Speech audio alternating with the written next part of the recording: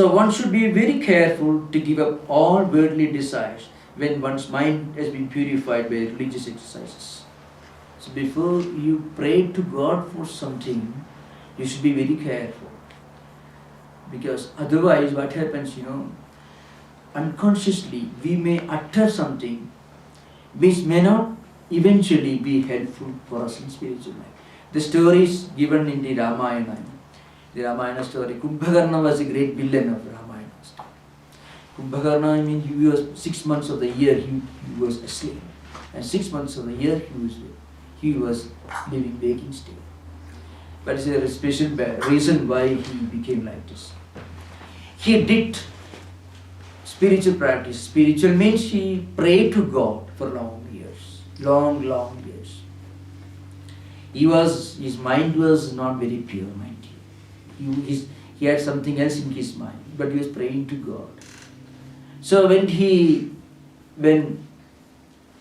God appeared to him, actually he wanted to pray for physical strength, monstrous physical strength, so that he could vanquish all the angels, Indra and others. Indra was the chief of angels, means gods and goddesses.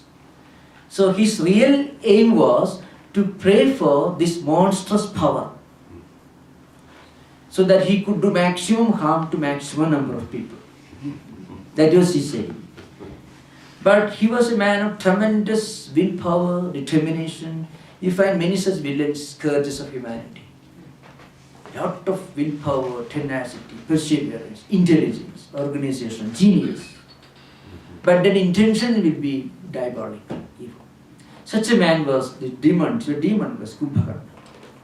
So he prayed and meditated for long years. Ultimately, the God felt compelled. This fellow won't stop his prayers. If he could pray with the same intensity for something noble, spiritual, it would have been very wonderful. But the fellow was not ready for that. So he went on praying and meditating. And finally, something had to be done to stop him from continuing his prayer. So God appeared before him. And he asked him, what do you want? He wanted to ask Indratum. Indratum means I want the official status of Indra. Indra was the chief of gods and goddesses in mythological stories. I want that position. So that means I should be able to invade his kingdom, drive him away, and I want to sit on his throne. That was what he wanted. But, what happened? Another goddess, Saraswati, she entered his tongue and made him utter nidratu. Nidratu means I want to sleep permanently. Oh. So what he wanted to ask was the position of Indra, the chief of gods. What he happened to ask for was to be always in a state of sleep.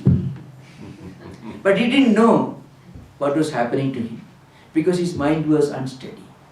He was so desirous of power so that he could do maximum harm to maximum number of people.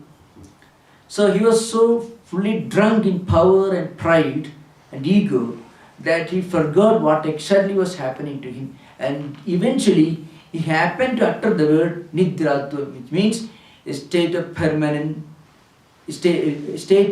of permanent laziness, always be in sleep.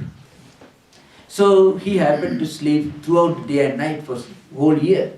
His elder brother, and his elder brother was Ravana, the great villain of Ramayana. Ravana was his elder brother, so you can imagine what kind of younger brother this man must have been. So he came and played it.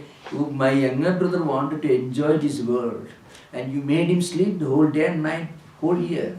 As a concession, the God gave him a concession. But 6 months of the year, he will be awake. 6 months of the year, he will be sleeping. Now, the story tells us that unless we are ready to pray for the right boon, we may eventually accidentally pray for the wrong thing, and that could land us in trouble.